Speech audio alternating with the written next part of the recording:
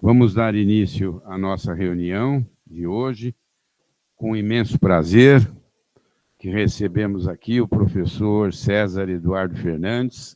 O professor César Eduardo Fernandes vai nos falar sobre demografia médica no Brasil, apresentando os dados de um extenso levantamento que foi feito pela Faculdade de Medicina, através do professor Mário Scheffer, da Associação Médica Brasileira, e que foi recentemente lançado para todo o país. O professor César, ele dispensa maiores apresentações. Eu vou só lembrar aqui, ele é professor titular de ginecologia, do Departamento de Ginecologia e Obstetrícia, da Faculdade de Medicina do ABC, é presidente da Associação Médica Brasileira, onde tem desenvolvido um trabalho excepcional em prol do médico brasileiro. E também é diretor científico da Febrasgo. Ele é ex-presidente da Febrasgo e ex-presidente da SOGESP, entre outras atividades que o professor César desempenhou e desempenha atualmente. Vou deixar para ele falar para o professor Nilson depois falar dos antecedentes os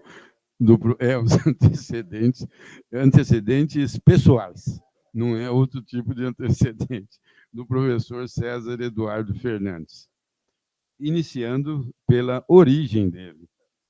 Mas isso o professor César, o professor Nilson vai comentar depois. Então, professor César, é um prazer muito grande, em nome da disciplina de ginecologia, em nome do professor Nilson e no meu nome também, agradecer a sua presença, disponibilidade de vir aqui conosco. Tem vindo constantemente e, mais uma vez, nós agradecemos. Professor César, por favor. Bom dia. Vou dar um pouquinho de... Bom dia a todos vocês aqui presentes. Quero, preliminarmente, agradecer a acolhida fraterna que eu tenho nesta casa. Eu olho para cada um de vocês e vejo amigos que eu construí ao longo de tantos anos. É como me sinto, é uma ousadia que eu vou dizer, como se dessa casa eu fosse, né? Então, tanto acolhimento e generosidade que vocês têm tido comigo ao longo do tempo, né?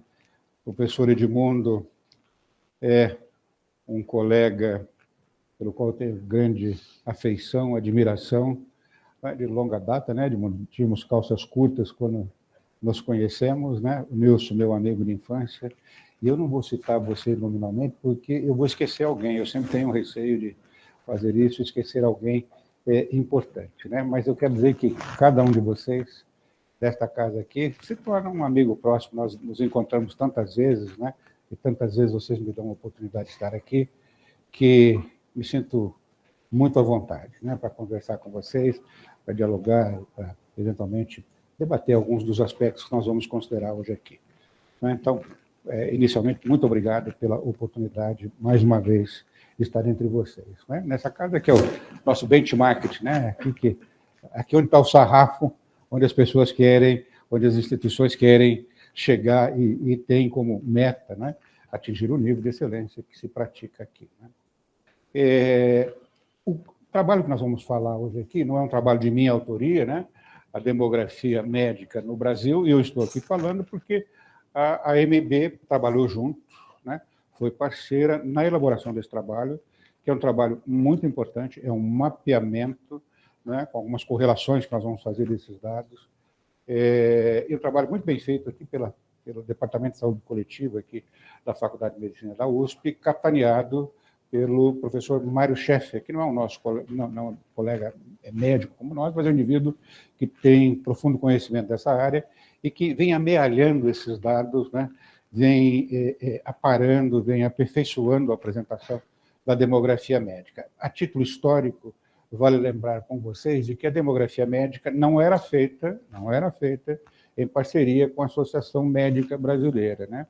As edições anteriores da demografia médica, né, foram feitas junto com o Conselho Federal de Medicina, né? Por deliberação do Conselho, Federal de Medicina, eles romperam o acordo, foi uma decisão do Conselho, romperam um acordo aqui com a Faculdade de Medicina da USP, e aí a diretoria da faculdade, junto com o professor Mário Schaeffer, entenderam, foi o entendimento dele, que nós poderíamos ser bons parceiros, não é, na construção desse projeto, na condução desse projeto. Fomos procurados, claro, de pronto.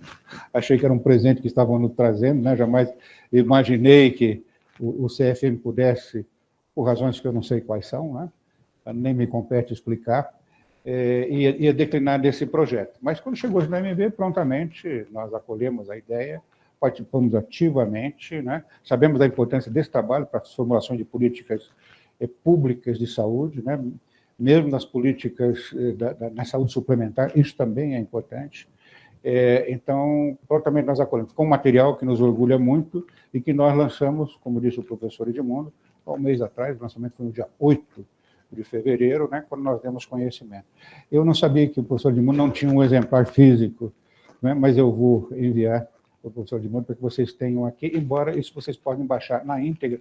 Eu vou apresentar alguns dados, né, nós selecionamos alguns pontos para compartilhar com vocês, e ao final, claro, vocês vão poder oferecer contribuições também, sugestões, dúvidas que eventualmente não tivemos, para que a gente possa interagir sobre isso, né? Então, não é das aulas mais agradáveis de ouvir, porque eu vou discorrer sobre números aqui, né? São números que nós apuramos, e quando couber algum comentário, eu farei, e depois vocês têm inteira liberdade também de oferecer as suas opiniões, né? O senhor tinha me dado um... Obrigado. Eu vou ficar daqui, porque acho que senão eu atrapalho com o que vocês vejam ali, né? Bom, como eu estava dizendo, esse trabalho ele foi feito aqui em parceria com a Faculdade de Medicina, é um acordo de cooperação técnica, então, da Universidade de São Paulo, da USP, conosco, lá da MB, né? Além do apoio da MB, outros apoios se fizeram presentes, né? Então, a OPAS participou, o Ministério da Saúde, né? Aqui a Fundação Faculdade de Medicina, a FAPESP e o CNPq, né? Os precedentes têm 12 anos de pesquisa, né, pela preventiva aqui da Faculdade de Medicina da USP, e a parceria anterior, como eu registrei para vocês, era do CFM e do CREMESP aqui de São Paulo, né? No que se baseou isso, né? Então, é um estudo demográfico, então esses dados de demografia foram pontuados, gênero, idade, né, evolução na carreira médica, distribuição geográfica, dispersão, projeções que se pode fazer em cima desse dado e comparar os nossos dados com outros países, né? Outros países da região e também outros países mundo afora, né? Especialidades, não? Quem tem título, né? Contagem desses especialistas, a distribuição deles no Brasil e a proporção entre especialistas e generalistas, né? A formação, né? Como está o número de escolas médicas, o número de vagas em cursos de medicina, de graduação, né? O censo dos estudantes, a residência médica, né? As vagas de residência médica e quantos médicos residentes nós temos hoje, né? A renda, esse é o dado que eu conversei com o professor Mário Schaeffer. Esse dado eu não vou apresentar porque eu acho que tem muito viés nesse dado aqui, porque deu uma renda médica, eu não acredito que o médico está ganhando isso, porque foi a base, eu acho que se partiu de uma base equivocada, que tirou essa renda com base nas declarações de renda dos médicos, né? Essas declarações de renda não expressam efetivamente o ganho que vem especificamente do trabalho médico. Então, deu uma renda, tomara fosse essa renda apontada aqui, deu mais ou menos R$30 mil, média, para cada médico brasileiro. Seria uma maravilha se assim fosse, né? Não creio que a gente possa se fiar 30 mil por mês. Então, eu achei que é um dado superestimado, eu não vou apresentar esse dado em lugar nenhum, não porque queira escamotear o dado, é que eu acho que ele não é real, né? Então, na próxima demografia, nós vamos ter que buscar outro tipo de informação para trazer para a demografia, portanto, eu vou pular esse dado. Não que eu queira omitir de vocês, é porque eu não acreditei no dado, tá? E também as pessoas com quem eu converso ficam espantadas quando a gente mostra esse número. E é um dado que pode, de repente, falsear, e, embora vocês vão ver, está na publicação, né? E alguém vai olhar lá e falar, nossa, os médicos estão ganhando bem, estão chorando de barriga cheia, né? E acho que essa não é a realidade nossa, né? E, por fim, um atlas, né? Um mapeamento, né, no Brasil, nas nossas 55 especialidades. Então, esses estudos demográficos foram feitos com alguns bancos de dados, né? A base foi o banco de dados da AMB, das nossas sociedades médicas, né? Do Conselho, da Comissão Nacional de Residência Médica, do IBGE e dados da OCDE também, para comparar com outros países, né? Sobre a formação e trabalho, as mesmas, o MEC, né? A Receita Federal, DataSUS, a ANS e o PNS do IBGE. Inquéritos nacionais, foi feito um inquérito estruturado, se entrevistaram alguns médicos, né, para que pudessem, então, conhecer alguns dados que só poderiam ser obtidos através de um questionário estruturado, né? E agora, então, vou passar os principais resultados e algumas mensagens que emergem desses resultados, né? Então, nós vamos ver que nós aumentamos muito o número de médicos, né, e que o sistema de saúde, claro, deve estar preparado para esse número de aumento de médicos e a proporção em que eles aumentam ao longo do tempo, né? E, claro, aqui não foi testada a qualidade da formação, né, mas esse é um ponto que nos preocupa profundamente, né?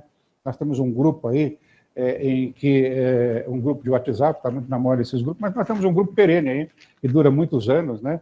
O grupo lá dos influenciadores, e o próprio Jesus fez um questionamento muito pertinente lá no grupo, nos cobrando, hein, Jesus, que a AMB deveria se interessar por esse assunto. Já fizemos bastante, viu, sobre esse assunto. Eu não quis responder de pronto para você ali, porque vou elaborar uma resposta melhorzinha, né, para passar ali para vocês. Então, a qualidade é algo que preocupa e que não vai vir desses dados que eu vou apresentar para vocês, mas, claro, nós podemos pensar a respeito.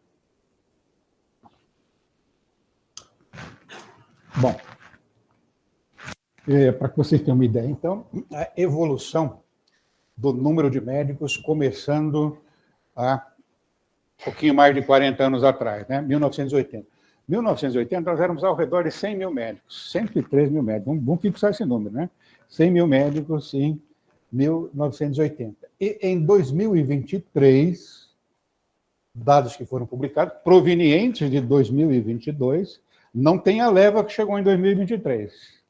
Tá? Aqui não estão os números que foram colocados em 2023. Nós colocamos o número, nós estamos próximo de 600 mil médicos, né? Estamos formando hoje próximo de 30 mil, daqui mais 2, 3 anos, 40 mil, né? E aí vocês veem onde vão parar esses números aqui ao longo do tempo, basta fazer uma continha aritmética. Então, isso foi aumentando em progressão, eu diria em progressão geométrica, né, para chegar ao número atual de 562 mil médicos. Esse é o número de médicos que nós temos no Brasil. Daqui a pouco eu vou mostrar a relação de médicos por 1.000 habitantes e nós vamos confrontar essa relação com o que acontece nos outros países. E vocês vão ver que a gente vai ficar bem na foto, numericamente. Isso não significa distribuição, né? Mas numericamente, número de médicos por 1.000 habitantes, vocês vão lá e falar, nós estamos bem na foto. Já antecipo, de um lado nós temos Japão, do outro lado nós estamos nos Estados Unidos. Nós estamos no meio dos dois aí, né? Você está no meio de Japão e Estados Unidos em número de médicos por população, né? Significa que o nosso número não é um número que nos decepciona e pode nos enganar, né? Aqui está o número de médicos, então, que nós tínhamos, né? Esse número vem aumentando, né? Ele praticamente triplicou, ele era 0,94 em 80, né? E 2,90. O número de médicos sobe muito mais do que a população. Então, claro, essa relação, a população não cresce na mesma proporção, os médicos aumentam muito, essa relação ela tende a ir aumentando ao longo do tempo. A projeção de oferta para médicos, né? Então, veja, daqui a mais ou menos 10 anos, né? Um pouquinho mais, 2035, mais de 1 milhão de médicos. Esse é o nosso cenário. Se nada acontecer, se nada mudar, né, para mais ou para menos, esse é o nosso número de médicos. Tá? Quando você vai ver a comparação de médicos formados em instituições públicas ou privadas, né, você observa que aqui em roxinho, as privadas, o aumento de oferta de graduação, oferta de graduação, 41 mil e 80, quase 42 mil em 2022 de oferta em instituições privadas, né? E nas públicas, próximo de 10 mil. Veja que o verdinho ele aumenta muito pouco, né? sai daqui de quanto? Deixa eu chegar mais próximo. Não é a cuidado que está ruim, não, viu a imagem, viu? Então, 6 mil médicos para 10 mil médicos, né? Aumentou o quê? Aumentou 70% aí, né? Enquanto que você sai daqui de 12 mil e vem para 41 mil de instituições. Nós temos uma possibilidade de vagas que chega a quase 50 mil vagas, que não estão sendo preenchidas as vagas, né? Então, nós estamos... esses são os números aqui, para que vocês possam ter ideia, né? No mercado de trabalho, né, oferta de graduação, 23%, então, vem de escolas públicas, 77% das privadas, né, de 390 escolas médicas que nós temos hoje no país. 390 escolas médicas apontadas ao final de 2022.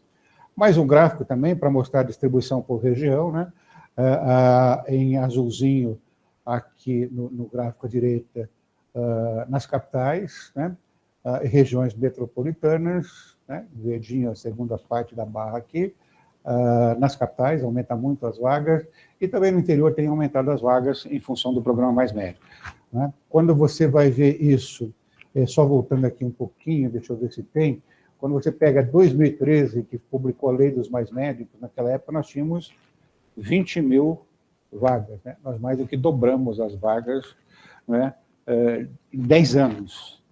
Né, com o programa Mais Médico, a ideia do programa Mais Médico, vocês todos lembram, além do provimento de médicos, era aumentar a graduação de médicos em locais em que esse provimento era deficiente, para que esses médicos, com a ideia que se mostrou equivocada, e que os médicos ali formados se radicassem ali, né, para atender aquela população. O que acontece com os médicos? Eles formam lá numa escola dessas regiões carentes e vêm aqui para a Faculdade de Medicina da USP, porque é aqui que eles querem fazer a residência, aqui que eles querem terminar a pós-graduação deles, né? É o sonho de cada um deles fazer essa trajetória. Então, eles não têm esse altruísmo, se assim eu posso dizer, para que eles se formem nessas regiões e lá fiquem radicados, né? Então, não é uma premissa correta de que o médico formado nessas regiões vai ficar lá para atender essas pessoas, né? Então, isso em relação ao número de médicos, né? Número de escolas médicas, número de vagas. Pontos que podem sair de discussão desses dados aqui, entre outros que vocês podem lembrar, né? Então, primeiro, rever essa regulamentação de abertura de cursos e vagas, né? Será que é dessa forma? Será que nós já temos um aprendizado que precisa ser corrigido? Será que temos que corrigir alguns equívocos do passado? Mas será que essas escolas todas que foram formadas com o número de vagas que lhes foi permitido por lei abrir, elas estão cumprindo exatamente com a qualidade de formação?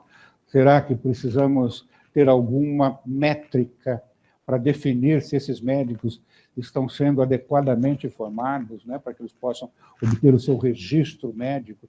Será que temos que aferir isso após ele egresso do curso de medicina? São perguntas que todos nós temos que ter em mente para que a gente possa buscar algumas respostas, né?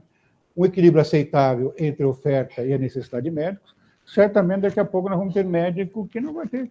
Nunca faltou emprego para médico, né? Nós médicos, nenhum de nós médicos fala, não, tem desemprego na classe médica. Vocês nunca ouviram falar isso, né? Ao contrário, o médico que quer trabalhar, ou aqui, ou fora daqui, sempre tem... Mas eu acho que nós podemos caminhar para essa situação com esse número de médicos que vem sendo formados. Pelo menos para trabalhar onde os médicos gostariam de trabalhar. E aqui tem um ponto que acho que merece a reflexão nossa. Nós temos brancos assistenciais no país, ninguém ignora isso, né? Em condições, muitas vezes, inóspitas para a vida de um indivíduo, de um médico, inclusive. Ele não pode ir para lá com a sua família, com os seus filhos, né? E aí tenta-se demonizar o médico. Não, o médico brasileiro é elitista, né? Ele não vai para essas regiões porque ele quer ficar nos grandes centros, né? E como se a culpa fosse exclusivamente do médico. Primeiro que ele vai para esses lugares, ele não tem condição estrutural adequada, nem equipe. Não basta botar o estetoscópio no pescoço do médico e falar, vai lá e resolve. Não é dessa maneira, né? Então tem que ter toda a condição estrutural, e como várias vezes vocês já ouviram falar, que nós estávamos conversando, o Nilson, o Edmundo aqui antes, precisa ter um horizonte, né? Uma carreira, algo que motive o médico a começar por uma condição, né? Como é no judiciário, vocês todos conhecem a carreira da magistratura, né? O indivíduo começa e ele vai progredindo. Lá em Martinópolis tinha a casa do juiz, a casa do promotor, né? Mas não tinha a casa do médico, não. Os médicos viviam todos por conta própria, né? Então, acho que são coisas que nós temos que refletir a respeito, né? Novo modelo de avaliação da qualidade da formação. Isto aqui é fundamental. Nem todo mundo que forma, é a Cassiano que eu vou colocar aqui, mas a gente precisa ter isso em mente, nem todo mundo que forma com a qualidade do aluno de medicina aqui da Faculdade de Medicina da USP. Se fosse assim, ninguém precisava fazer exame de comprovação de qualidade, né? E de várias outras escolas também, né? Eu estou falando aqui porque, em respeito ao trabalho que aqui é feito, né? Mas nós temos locais que devem estar formando gente da pior qualidade, né?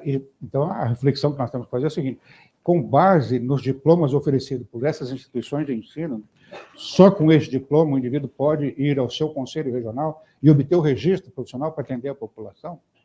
Essa é uma pergunta que nós temos que responder. Porque o foco da discussão é o seguinte: o foco da discussão é o paciente.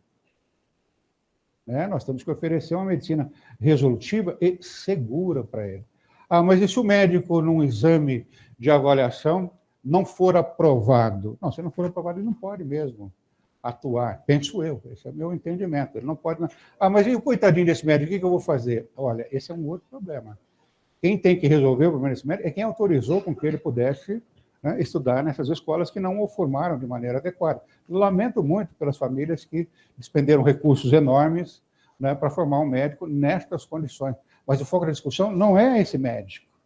Claro, que vai ter desdobramento sobre ele, sobre a instituição formadora, sobre o Ministério da Educação, né? Mas a nossa preocupação é o paciente, né? É ele que é o centro da discussão. Edmundo, eu estou falando aqui meio sem... Se você, a hora que você falar, não sei quanto tempo eu tenho, meia hora, tá? Acho que é tempo suficiente. Então, agora mostrando como é que vem qual que é o nosso desenho hoje, atualmente, né? Como nós nos mostramos, né? Então, as mulheres, né? Olha o que acontece com as mulheres. 2023 está quase meio a meio, viu? Está bem batendo na trave ali, meio a meio, né? Em 1960, era 13% de mulheres. Vamos falar o contrário, né? 87% de homens. Era uma profissão essencialmente masculina. O ano que vem, 2024, as mulheres já vão estar em número maior do que os médicos. Na nossa especialidade, essa sala aqui ainda tem bastante homem, né?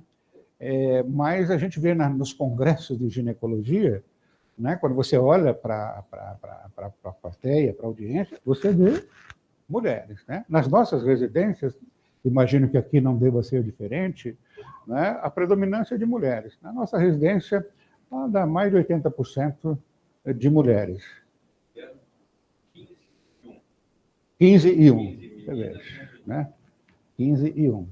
Ou seja, uma proporção, imensa maioria de mulheres. Né? Então, a nossa especialidade é uma especialidade feminina. Vejam essas curvas aqui, né? Como está em 2023, à direita, mulheres, essa aqui parece até uma mulher grávida. Né? À direita aqui nós temos as mulheres, concentradas em faixas etárias, né? Aqui, se você vê, são muito jovens, né? Entre 30 e 40 anos. Será assim também em 2035, mas veja o aumento muito maior que nós teremos de mulheres do que homens, né? E nós vamos ter, os médicos vão se concentrar em 2025, na sua imensa maioria, abaixo dos 50 anos de idade. Né? Raça e cor. Né? A raça predominante, a cor predominante é a cor branca. Né? Se você vê aqui, de 2010 a 2019, isso aumentou a predominância de brancos. Né? 3 em cada 4 médicos brancos. Né? Pretos, negros e pardos diminuíram, né? Tanto os negros quanto os pardos, e praticamente inalterado de raça amarela, e os indígenas em pequena proporção. Então, é uma profissão ainda predominante dos brancos. Isso aqui é autodeclarado, né? É o médico que declara a sua cor. Né? Cursaram ensino público, ensino médio público. Né? Vocês observam que o ensino privado é a maioria das pessoas. Né? Os alunos que hoje estão nas faculdades de medicina vieram, em sua maioria, do ensino privado, né? E menos, claro, do ensino público. O financiamento estudantil privado, né, ele teve o seu ápice em 2014, né, e hoje está mais ou menos 1/4 das pessoas têm financiamento estudantil privado. Bom, quais são os pontos que emergem desse capítulo da nossa discussão? A desigualdade de gênero, né? As mulheres, não mostrei esse dado, mas elas são minoria em algumas especialidades, nós vamos ver esses dados daqui a pouco, e elas declaram renda menor do que os homens. Esse dado não estava no capítulo anterior, mas é um dado que a demografia mostrou. Mudanças de gerações, né? Está mudando, né? Na geração atual, tanto a presença das mulheres, né? E isso, claro, influenciará a disponibilidade e duração e distribuição dos médicos, né? Ações afirmativas de ingresso frente à privatização de medicina faz com que exista hoje muito financiamento para o estudo dos médicos, democratizou as vagas, mas muitos médicos saem endividados, né, pela sua formação médica financiada. Quando a gente vai comparar com outros países, a média da OCDE de médicos por 1.000 habitantes é 3,73, né? Agora, quando você pega o Brasil, lembra que eu falei, o Brasil tem quanto? 2,60 médicos. O que significa isso? 2,60 médicos por 1.000 habitantes. É bom, é ruim, né? O que eu tenho que comparar? Vamos comparar com o Japão. O Japão, 2,60. Opa, então estamos bem. Se o Japão tem 2,60, nós também, né? Então vamos pegar os Estados Unidos, 2,64. Ou seja, bem ladeado, né? Então estamos bem? Estamos bem de um lado do Japão, do outro lado dos Estados Unidos? Não, aqui não está medido a qualidade da formação, não tem a distribuição médica, não tem o número de especialistas. Acho que vocês sabem que o médico que se forma nos Estados Unidos, ele é obrigado a fazer a residência médica, né? Ele não vai, assim como o nosso médico que sai da graduação já pode atuar, né? Então, são médicos absolutamente diferentes nesses países em relação ao médico que nós temos aqui no Brasil, né? A porcentagem de especialistas que nós temos no Brasil, né? Nós temos 62,3% de médicos que declaram alguma especialidade, né? Médicos recém-graduados, né, que estão se formando agora, por 100.000 habitantes, 11,7, comparado com o CDE, 13,5. Né? Médicos com 55 anos ou mais. Essa meninada que está acima de 55 anos, onde nos encontramos o professor Baracá, o professor Nilson e eu. Né? 28% aqui no Brasil, 33% na OCDE. Porcentagem de mulheres está mais ou menos igual à OCDE. Né? A oferta, desigualdade, vai marcar a distribuição, a oferta de médicos pelo Brasil. Olhem esse mapa. Cada pontinho desse aqui equivale, cada ponto aqui equivale a 100 médicos. Né? Cada ponto equivale... Eu não preciso falar nada desse mapa aqui, né? Basta olhar o mapa e a gente vê a distribuição de médicos no Brasil. São Paulo, Rio de Janeiro, né? São os estados que concentram a grande maioria dos médicos, né? Em contrapartida, veja o que acontece na Amazônia e no Pará. O Pará tem o menor número de médicos no estado, por estado no país. Eu vou mostrar os números daqui a pouco, né? Então, os médicos estão muito mal distribuídos, né? A região, se passasse um traço aqui em São Paulo, Rio de Janeiro, parte da região sudeste e a região sul são aqueles que têm o maior número de médicos, né? Notório isso. E se você for olhar no Nordeste, olha aqui esse cantinho do Nordeste aqui, ó. Alguns estados do Nordeste também têm uma população de médicos melhor do que outros estados. Então, você fala, dados do Nordeste, não quer dizer que são iguais em todos os estados, né? Você tem, por exemplo, Piauí, Maranhão, que eles se comportam mais ou menos como o Pará, né? Em contrapartida, que eles estão mais próximos do extremo do continente, tem uma população de médicos um pouco maior. Então, aqui, numericamente falando, né? A população, o número de médicos e a razão, né? 1,93 para cada 1.000 habitantes na região Nordeste, como se ela fosse igual, acabamos de ver que não é, né? A região, então, 1,93, quase 2, né? A região Norte, com o menor número, 1,45. A região Centro-Oeste, né? 3,10, fortemente influenciada pelo Distrito Federal. O Distrito Federal, né, Brasília, é a cidade que tem mais médicos no país. Brasília é a cidade que tem mais médicos no país, vocês vão ver daqui a pouco, né? Na região Sudeste, 3,90, né, influenciada muito por São Paulo, Rio de Janeiro, e a região Sul, 2,95. Então, a região Sudeste é a região que tem mais médicos, né? Está aqui nesse próprio slide. O Distrito Federal tem 5,53 médicos, né? Desculpe, não é que tem mais médico. Quem mais médico é Vitória, entre as capitais. Por estado, quer dizer, né? Por estado, porque o Distrito Federal é um estado, né? Então, por capital, não. Vitória deve ser um lugar bom de trabalhar, porque esse é o número lá, 14,49, né? Macapá, a capital Macapá tem menos médicos, e o Pará, né? O Pará é o estado que tem menor número de médicos no país. Tá? Outra coisa importante é quando você compara cidades com mais de 500 mil municípios, né? E municípios com menos de 50 mil. Nas cidades com 500 mil municípios, elas concentram 32% da população e 62% dos médicos.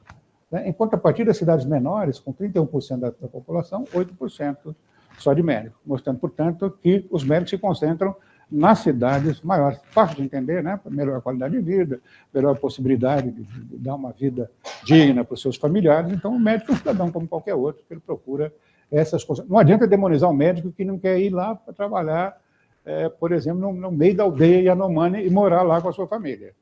Né? É algo difícil, não tem condição para isso. O governo vai ter que pensar outra solução, conversando lá no Ministério da Saúde, falando, não adianta demonizar o médico, né? Procure ver as condições reais e quais as formas que você tem para assistir essa população. Ela precisa ser assistida, mas será que o médico que mora ali, será que eu não posso ter outra alternativa? Não se pode só pensar em outras alternativas? Eu não sou obrigado a dar receita aqui, mas equipes itinerantes que vão lá, ficam 10 dias, saem, voltam. Eu não sei como. Mas a culpa não é do médico. A culpa não é, não podemos aceitar que nos joguem essa culpa como se elitistas e desumanos fôssemos. Né? Entre público e privado, vejam vocês, né? Médicos que trabalham exclusivamente no sistema público, não tem outro tipo de vínculo só com o sistema público, 21,5%, exclusivamente no sistema privado, 28,3%, e que tem dupla prática, né? Mais da metade dos médicos trabalha tanto no público quanto no privado. Quando você soma um com o outro, está aqui os dados, né? 72%, então, no sistema público, né? E 79% no sistema privado. Consultas médicas. Será que o brasileiro está indo ao médico? Né? Será que está fazendo consultas médicas? Será que esse aparato de saúde que nós temos está atendendo adequadamente a população? Né? Então, 76% da população consultou o médico nos últimos 12 meses. Né? Apenas 24% deixaram de fazê-lo. Né? Se fez um número de 660 milhões de consultas ano, né? Dados retirados do DataSUS e da ANS, e a consulta por habitante ano, né? Aqui no Brasil como um todo, comparado com o país da OCDE, nós temos um número que é metade do número de consultas feitas por OCDE. E parece que o médico brasileiro trabalha menos, né, do que os médicos da OCDE. Né? Ele faz 1.261 consultas médicas ao longo do ano, né, enquanto que os médicos do país da OCDE fazem quase que o dobro, um pouquinho menos do que o dobro dessas consultas. Né? Tem algumas ressalvas para mostrar alguma fragilidade dos dados. As fontes dos dados podem não ser absolutamente reais. Né? Os médicos, né, eles vão de acordo com a oferta, com o seu interesse, com a sua especialidade, né, com o número de vínculos que ele tem e, claro, com os tipos de serviço. Do ponto de vista de pacientes, problemas de saúde seria um motivo principal, condições sociais, idade e a possibilidade de acessar esses serviços. Né? E o sistema de saúde tem que ver se o financiamento... Né, tem um subfinanciamento, né? Isso aqui todo dia se fala, e é verdade. Os valores praticados pelo SUS são valores que já passaram de ser vergonhosos, né? Já ultrapassaram muito essa tabela operada pelo SUS. Né? Sobreposição de especialidades. Né? Então, vejam o número de especialistas por habitantes, né, por ano. Né? No Brasil, nós temos, na região norte, a razão de 1,86 especialistas, né? No Nordeste, 2,38, Sudeste, 3,93, sempre o Sudeste liderando, próximo do Sul, né? E a região Centro-Oeste, 2,86. 26% da população, né, tem plano de saúde, toda a população que é atendida no SUS faz uma média de 2,3 especialista contra 3,3 na saúde suplementar. Então, pontos que vêm dessa discussão: rever e aprimorar políticas de alocação e permanência dos médicos. Esse é um ponto central da discussão, viu? Como é que se vai fazer o provimento dos médicos no Brasil? Esse é um ponto central da discussão. Tem problemas de distribuição de médicos? Tem problema de distribuição do médico, né? Quando você fala que você vai precisar de mais médicos em determinadas regiões, não é falaciosa essa afirmação. Você precisa, mas não é só mais. Mais se refere à quantidade. Nós precisamos mais médicos, mas temos que pensar dois outros adjetivos: mais médicos qualificados e resolutivos. Para isso, o aparelho formador tem que oferecer médicos que tenham as competências necessárias adquiridas, as habilidades necessárias de formação adquirida. Não é só mais médicos, né? Formar para o SUS, né? Em outras palavras, formar para as necessidades básicas do país e procurar uma política de interiorização, né, dos médicos, e não só abrir cursos de medicina no exterior, né? E o subfinanciamento público nós já comentamos. Especialistas e generalistas, né? No Brasil, é importante que nós saibamos, né, aqui não vai dar o número exato de médicos, quando vocês somam, não vai dar aos 562 mil médicos, porque tem médicos que não declararam, ou não está declarado ser especialista ou generalista. Mas os médicos que declaram a especialidade são 321 mil médicos, a maioria, né? Dá praticamente um pouquinho menos de 2 para 1, né? E generalistas, né? 37,5 contra 62,5. Tem quase 200 mil médicos generalistas. Esses médicos aqui, generalistas, são os que estão, no mais das vezes, nas unidades básicas de saúde. Tá? Esses médicos estão. Então, são, em geral, os médicos que não tiveram a oportunidade ou não quiseram fazer a residência médica, né? É de se imaginar, né? Nós não temos índice de qualidade aqui, que sejam médicos com a qualidade de formação mais deficiente, né? Claro, um tem residência, outro não tem residência, um é especialista, outro não é especialista. Então, os generalistas, provavelmente, que estão à frente das unidades básicas, onde nós deveríamos ter uma capacidade de resolução aumentada, sempre se diz, olha, na unidade básica de saúde, você resolve, são vários números, mas, em geral, fica ao redor de 90%. Você resolve 90% dos problemas. É verdade, desde que o médico lá seja competente para isso. O médico que vai para a unidade básica de saúde deveria, futuro pretérito, né? Deveria ser um médico muito competente. Deveria ser um médico muito competente, para não ficar na empurroterapia, né? Olha, vou enviar para média complexidade ou vou enviar para alta complexidade. Então, esse aqui me parece um problema. Treinar adequadamente, depois de formado, esses médicos generalistas. Programa de educação continuada. Razão entre especialistas e generalistas, né? Um quociente entre especialistas e generalistas, sempre a favor dos especialistas, número maior de especialistas do que de generalistas. No Nordeste é quase que igual o número de generalistas e especialistas, né? Na região do Distrito Federal, 2,66, aqui no estado de São Paulo, 1,82, no Rio Grande do Sul, 2,46, né? Na região sul, 2,16, Centro-Oeste, 1,73. Né? Veja que nós temos uma predominância de especialistas em todos os locais do país, em comparação com generalistas. Né? Cirurgiões, muito importante para o atendimento da população, e uma formação que exige a residência médica, exige a aquisição de competências para trânsito. Né? As cores mais escuras é onde se concentra mais os cirurgiões. Né? Mais uma vez, São Paulo, Rio de Janeiro e Distrito Federal. Né? Tem um número bom de cirurgiões. Né? Por especialidades, né? Evolução das especialidades. A especialidade que mais cresceu, medicina da família e comunidade. Né? Veja que a ginecologia e obstetrícia cresce, né, de 2012 isso a 2022. Né? Esse é o período analisado. 49,1%. Né? Quem mais cresceu são os médicos de família e comunidade, aqueles que têm título, porque isso é uma especialidade médica, reconhecida pela Comissão Nacional de Residência Médica, né, reconhecida pela Comissão Mista de Especialidade, então, por dispositivo legal, aqui são especialidades médicas. Né? A clínica médica cresceu bastante, né? A pediatria e a ginecologia, que são áreas básicas, cresceram um pouco, a cirurgia geral cresceu quase que o dobro da ginecologia, estou falando daquelas especialidades que são fundamentais para o atendimento básico da população, mas a família e comunidade, a despeito de ter aumentado muito, né, é porque eles partiram de uma base muito pequena, por isso aumentaram muito.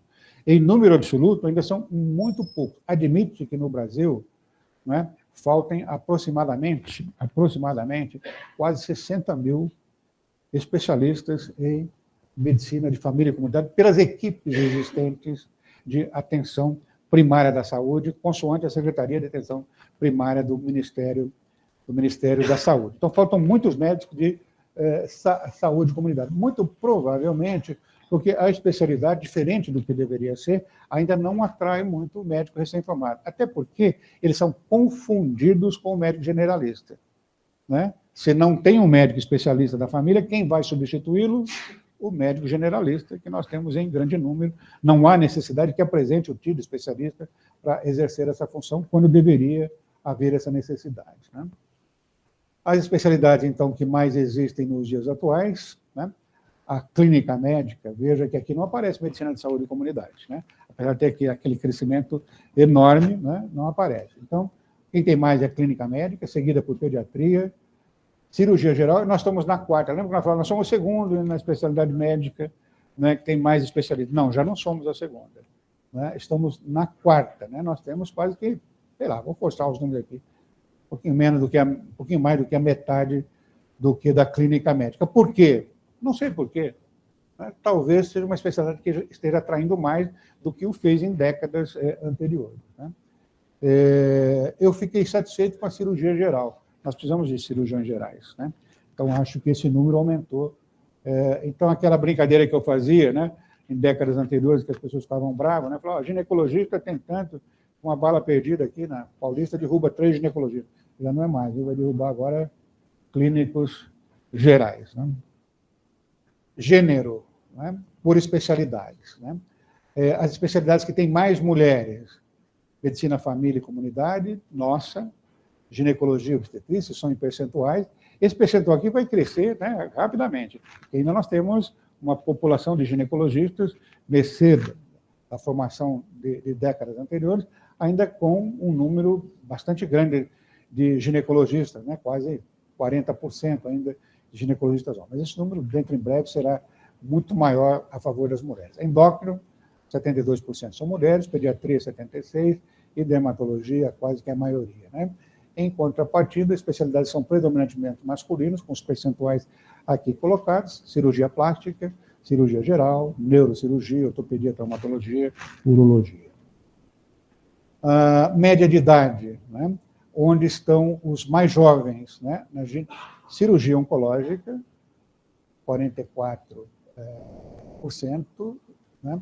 44,7 anos, clínica médica, 43,7, medicina de família e comunidade, 41,5, medicina de emergência, 40,4. Então, essas especialidades estão atraindo os jovens. Os mais idosos, olha aqui, a média etária da patologia clínica. Daqui a pouco não vai ter patologista mais. Né? E por que isso? Vamos buscar os porquês. Provavelmente as questões de remuneração, as questões de dificuldade de formação, não está havendo atratividade para que o médico jovem busque a patologia clínica. Medicina do trabalho me surpreendeu, né? Porque medicina do trabalho oferece muitas vagas para empregar esses médicos. Medicina preventiva, saúde coletiva também está sofrendo só tem a média etária está bastante elevada, né? Então, o que nós temos que pensar, quais são as especialidades estratégicas, particularmente pensando na atenção primária, como aproximar mais especialistas da atenção pública, perfil e papel desejável do generalista, o que nós esperamos do generalista, e risco da flexibilização da formação especializada.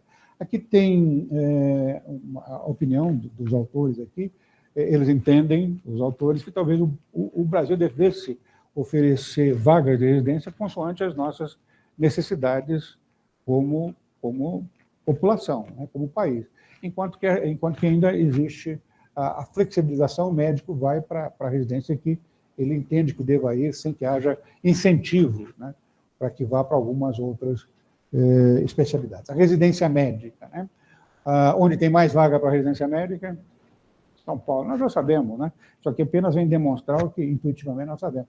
1/3 das vagas, para ser bem preciso, 33,3%, parece a capricho, né? Um terço das vagas está do estado de São Paulo, 10% no Rio de Janeiro, 11% em Minas Gerais. Então, esses 3 estados aqui têm mais de 50% das vagas no país. O Rio Grande do Sul também tem um grande número, né? Então, as vagas de residência estão na região centro-oeste, na região sudeste e na região sul.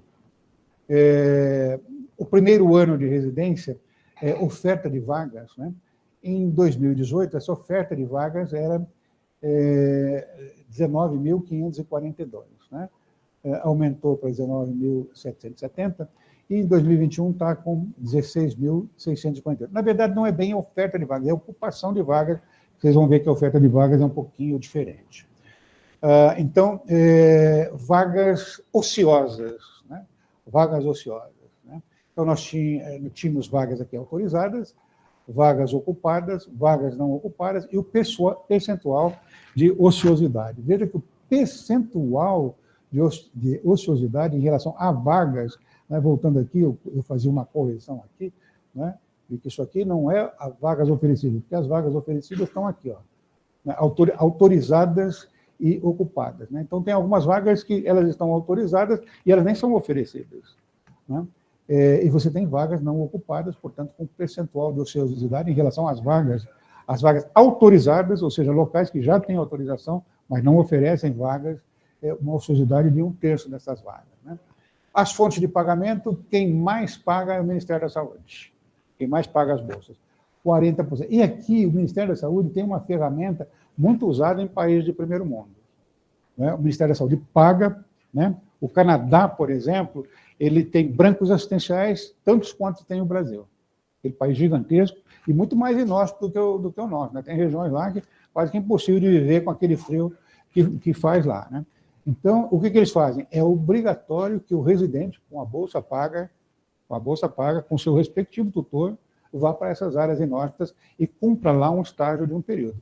Eu acho que com essas 40% de bolsa do Ministério da Saúde, sem prejudicar o ensino do residente, né, não usando ele apenas como mão de obra, levando com a mentoria, com a tutoria adequada, ele pode ajudar no provimento de médicos, né, e faz um trabalho social da maior importância, né? Você tem 40% das bolsas pagas pelo Ministério da Saúde. Ministério da Educação, mais 21%. Está na mão do governo, 60% das bolsas pagas para os residentes. Então, isso é algo que possa ser pensado, né? Apenas uma ideia que eu estou trazendo aqui para vocês, né? A perspectiva dos médicos residentes. Eu preciso vir mais perto aqui. Não é porque eu não enxergo bem, é porque a letra está ruim, tá? Então, 42%, eles entram na residência médica 2 ou mais anos depois da graduação, né? Parece que ele precisa se preparar ou trabalhar um pouco, ganhar algum dinheiro para depois pensar na graduação. 10% trocam de especialidade por desinteresse, má qualidade do programa ou por outro motivo. Então, é um número expressivo, você tem uma mortandade de 10% já praticamente no primeiro ano. 79 horas trabalhadas por semana dos residentes, uma carga horária, né? Isso até está tomando dados médios, não quer dizer que isso é igual em todos os lugares, né?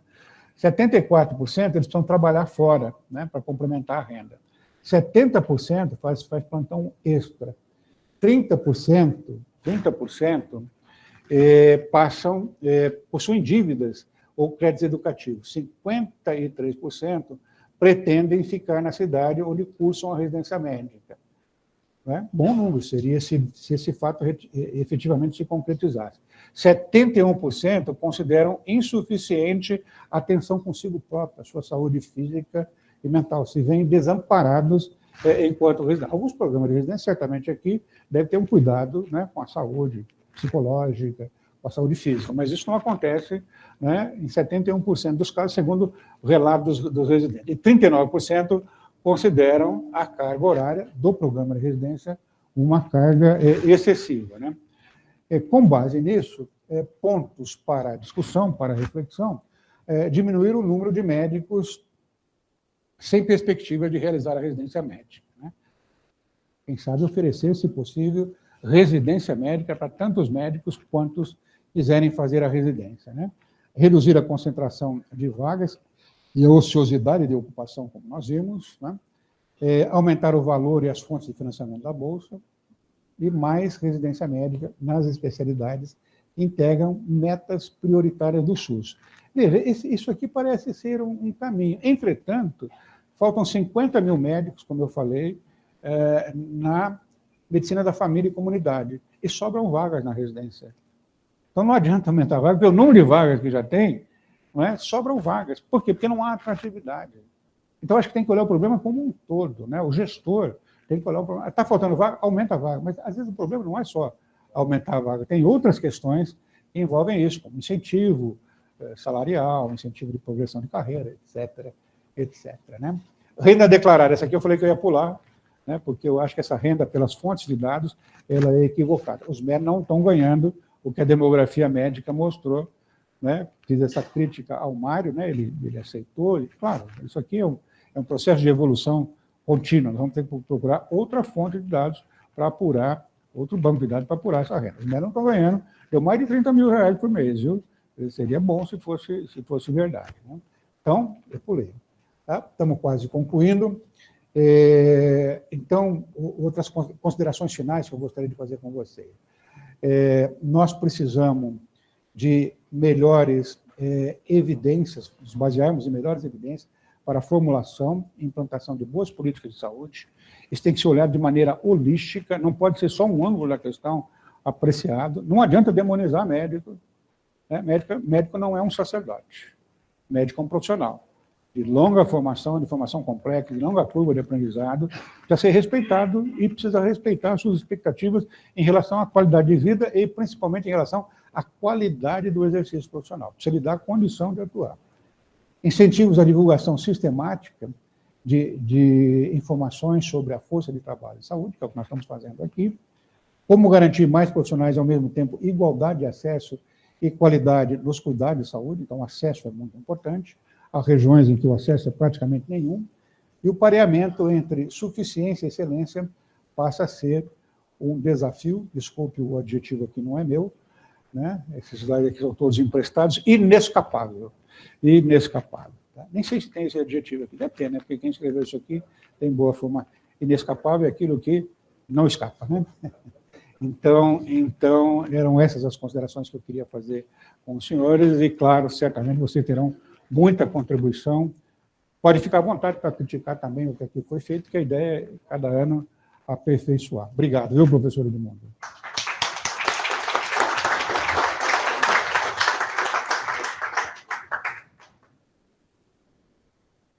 Parabéns, professor César, pela brilhante apresentação e pelo trabalho todo que tem sido desenvolvido nesse sentido. Eu acho que a participação da Associação Médica Brasileira é de extrema importância. Eu vou abrir a palavra para as perguntas. Professora Ana Maria, recém-voltada de férias. Da Europa. Da Europa, da Itália. É isso. Esse é quinzenal, 30 mil quinzenal. Aumenta a renda média, né? Você tem que fazer mediana, porque assim a sua renda sai fora. Entendeu? Bem. Bom. Bem, vamos abrir para as perguntas. Eu vou pedir perguntas objetivas. E resposta objetiva. E resposta objetiva, senão nós não vamos ter tempo. Eu sei que vai ter uma enxurrada Espero você numa foto. Não. Sérgio, por favor. Professor, parabéns pela apresentação. Nós temos cotas para ingresso nas faculdades de medicina. Esse indivíduo das cotas, ele vem de uma família onde a renda média é inferior a R$5.000. Depois de 6 anos de faculdade, se esse indivíduo der plantão 12 horas por dia durante 5 dias, ele quadruplica a renda familiar dele. O que a gente tem que fazer para garantir que esse indivíduo que usou todo o fomento estadual, todo o fomento da sociedade para ter a sua formação, que ele não pare e não faça a residência médica? Porque a gente tem visto isso em inúmeras instituições, inclusive aqui. Alguns indivíduos que falam, eu prefiro fazer um sabático. E aí ele não volta depois do sabático e não faz a residência médica. Olha, certamente eu não tenho uma boa resposta sobre esse seu questionamento, muito pertinente, né? Eu acho que tudo passa por incentivos, né? Esse indivíduo certamente tem uma família, imagino eu, que tem necessidades prementes, né? E ele é um membro dessa família, né? Muitos deles, inclusive, vivem dentro do seio dessa família, né? E quer melhorar as condições de família. Então, se ele tivesse perspectivas, né, de fazer a residência, eventualmente com uma remuneração melhor ou com perspectivas adiante melhores, né, possivelmente ele optaria por isso. Então, eu acho que é uma política de incentivos. Quais são esses incentivos? Aí precisamos pensar quais são os incentivos. Esses incentivos, né, eventualmente, com uma pessoa como a Lana, não precisava fazer nada, né? Não precisava, já vem de um berço esplêndido, né? Então você podia fazer a residência, inclusive, sem ganhar nada, né? Então, essa bolsa equalizada, né? Se você considera que o indivíduo, estou aqui pensando alto, junto com você, né? O indivíduo tem uma cota que lhe permite, por conta disso, por ser de uma família de baixa renda, entrar num curso médico, esse indivíduo continua sendo de baixa renda assim que ele formou. Não vai mudar. Por que ele não tem um incentivo, não é? Que já foi lhe dado, não é? E que continua para que ele possa fazer a residência, né? Para que possa ter uma... Tira da Lana, deixa a residência dela sem pagar nada para ela, faz uma estratificação. Eu estou pensando alto, não sei se essa é a solução, mas eu acho que passa por uma política de incentivo. Temos que achar quais incentivos que sejam economicamente viáveis, politicamente aceitáveis e socialmente justos, né? Acho que por isso talvez eu conseguisse, conseguisse ter incentivos para motivar, mas eu não sei responder a sua pergunta. Gustavo? Professor, parabéns, é sempre um prazer e esses números são interessantíssimos, né? Eu tenho uma pergunta, por exemplo, a gente sabe muito bem que as coisas se movem na sociedade baseado em dinheiro, interesse ou então pressão mesmo, né?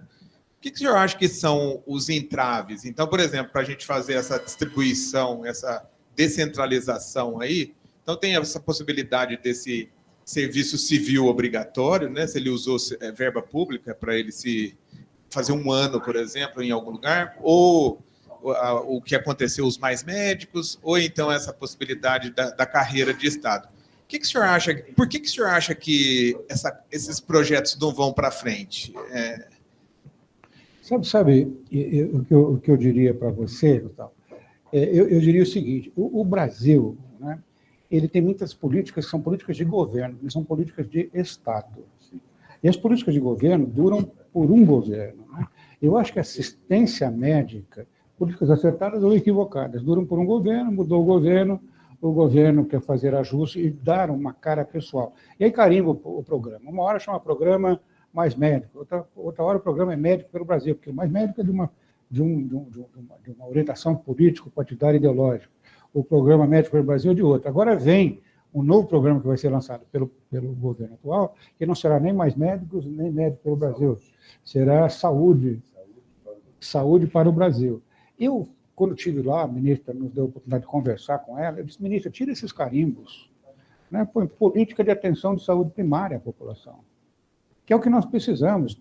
Aí tem cara de política de saúde, não tem cara de política, mas os governos não gostam disso, eles gostam de colocar o carimbo deles lá.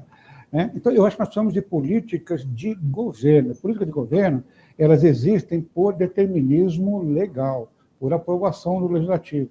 E o nosso legislativo é um legislativo influenciado por muitos interesses, né? Então, por exemplo, a carreira de Estado, que todos nós, aqui hoje nós falamos, mais ou menos a sua pergunta embute essa questão, né? A política de Estado é algo, já, o Edmundo lembrava aqui, que gestores anteriores da IMB pensaram nisso, legisladores anteriores pensaram nisso, fizeram projetos, né? Nós próprios levamos uma emenda para esse projeto, né? No governo anterior, através de um senador, né? Tem mais de 20 projetos apensados ao projeto original do programa de provimento de médicos através de médico de Estado. Não foi para frente, não vai para frente. Não vai para frente por quais razões? A meu juízo, não tem financiamento, tem dinheiro sim, é uma questão de priorizar investimento, né? Não vai para frente, eu acho que por uma vontade do legislativo que acha que não deve ter carreira de médico de Estado. Já vi vários deputados falando, não, o médico não pode ter carreira de Estado. Eu não estou falando carreira de Estado para todos os médicos, é para o médico de saúde da família, para o ginecologista obstetra, para o pediatra. O médico vai atender a atenção. Nós temos que fortalecer, já dizia um grande professor dessa instituição, que é a professora Adib Jatene, ele falava, se esgoelava de dizer, nós vamos fortalecer a atenção primária. É a atenção primária que nós temos que fortalecer. Se você fortalecer a atenção primária, você vai ter uma medicina de muito melhor qualidade. Agora, fortalecer a atenção primária não é colocar qualquer médico na atenção primária. Não é? Então, tem que ser um médico de Estado, tem que ser concursado, tem que mostrar competência. Né? Então, eu acho, desculpe, estou me alongando, não, professor tem que ser muito bem formado. Ser muito bem formado. Então, eu acho, Gustavo, que tem que ser através de política de Estado aprovada pelo nosso parlamento, que parece não ter boa vontade, né? É mais discurso e menos resolução. Né? Nós temos inscritos Ceci, Sérgio Podigaek, Antônio Salomão, Jesus e José Maria. E o Ruiz, eu acho que... Tá bom? E ainda tem o professor Nilson depois. Ceci, vou voltar. Perguntas objetivas e respostas. Eu vou falar muito pouquinho. Na possível, realidade, professor. Eu ia perguntar, já foi respondido para o Gustavo, então eu fico com o microfone apenas para agradecer a sua presença e a sua informação. Obrigado. Obrigado, professora. Sérgio Podigaek, por favor, abrindo o microfone. Bom dia, pessoal. Bom dia, professor César, grande amigo, e tanto que eu tenho aprendido aí nas nossas reuniões, no nosso dia a dia da FEBRASO. Eu queria comentar sobre a questão da moratória de novas vagas de Faculdade de Medicina, que ela vai vencer agora em abril. Houve uma confusão aí no final do ano, mas de fato agora a moratória que foi feita em 2018, ela vale por 5 anos e ela acaba agora em abril. Por causa dessa moratória, se criou um mercado de compra de faculdades de medicina, de vagas, né, de alunos. Cada aluno tem uma precificação de 2 milhões e meio de reais.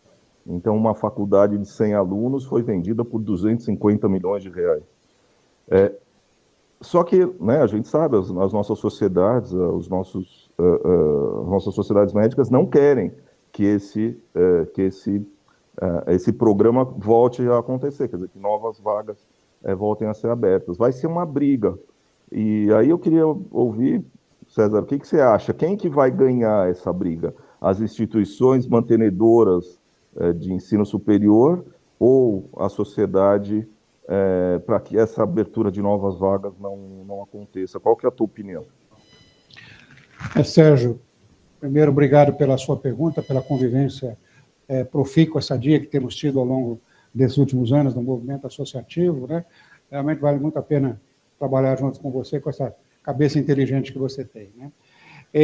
Eu queria dizer o seguinte, Sérgio, pela primeira vez eu vejo a possibilidade de convergência dessas duas forças antagônicas, né?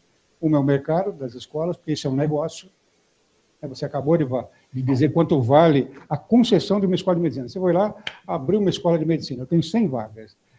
Você, para fazer isso, você precisa ter um campus, um local pronto, você vai lá, isso é aprovado. Pronto. Você tem isso, você já vende por 250 milhões a sua faculdade de medicina, né? Tem grupos aqui, que o Sérgio sabe bem disso, vocês também têm grupos, né? não vou dizer o nome, me lembro do Tim Maia, quando eu falo que eu não vou dizer o nome. O Tim Maia dizia o seguinte, né? Eu não canto na Globo, mas eu não vou dizer o nome, não vou dizer que é o doutor Roberto Marinho que não deixou eu cantar aqui, senão eu vou arrumar problema. Né? Então, eu não vou dizer o nome, não vou dizer que é a AFIA, que é Estácio de Sá, tem 20 faculdades, tem outras que tem 10, né? Tem 20 faculdades. Como é que um grupo pode ter 20 faculdades de medicina? Isso é um grande negócio. Mas, pela primeira vez, esses proprietários desses negócios, dessas escolas, estão preocupados com abrir novas escolas. Por quê? Porque já tem ociosidade nas suas próprias escolas. Não é todo mundo que pode pagar 10 a 15 mil reais por mês. Né? Você vai esgotando a possibilidade de famílias que têm potencial para isso. Né? Tantas vagas você tem hoje. Né? Então, eu tenho a impressão, Sérgio, que o mercado, o famoso mercado, vai ajudar nessa direção. Né? Porque o nosso discurso é chega de escolas médicas, chega de abertura de vagas. E a moratória, Sérgio, a gente equivocadamente acha que a moratória ajudou. Ela ajudou muito pouco, se é que ajudou alguma coisa, porque a moratória fere um princípio constitucional da livre iniciativa. Então, o indivíduo quer abrir uma escola médica, mas tem uma moratória que foi do governo Temer, para durar 5 anos, que o Sérgio bem disse, termina em abril agora, né? Mas eles ganham no judiciário, porque o judiciário diz isso é anticonstitucional. Então, várias escolas abriram nesse período. Mais do que isso, se não podia abrir escola, as escolas aumentavam o seu número de vagas. Quantas escolas aumentaram o seu número de vagas? Então, você veja, de 2013, Sérgio, e mesmo de 2018 para cá, né, pelos números que eu mostrei, o quanto aumentou de vagas nas escolas médicas. Então, a moratória foi algo muito frágil para impedir o que nós queríamos que fosse dificultado, né, que era a proliferação de vagas de escolas médicas. Mas eu acho que o mercado é cruel, viu, Sérgio? O mercado, pela primeira vez, começa a falar, começa a remedar o nosso discurso. Então, tenho a impressão que nós vamos viver uma época com menos entusiasmo para a abertura de novas escolas. Perfeito, obrigado. Antônio Jorge Salomão, uma pergunta, por favor. Professor César, muito obrigado pela reflexão sobre a demografia médica. Nós vivemos isso também na AMD, quando eu fui secretário-geral. A minha questão é simples. Qual a atual situação da impossibilidade da implantação do exame à semelhança da ordem dos advogados para o exercício da profissão? Havia um projeto antigo do deputado Dr. Eleusis, e eu gostaria de saber se o senhor está a par, se esse projeto está caminhando ou não. Muito obrigado pela sua apresentação. Bom dia, Salomão, prazer revê-lo, viu? Uma alegria revê-lo bem, estando presente aqui.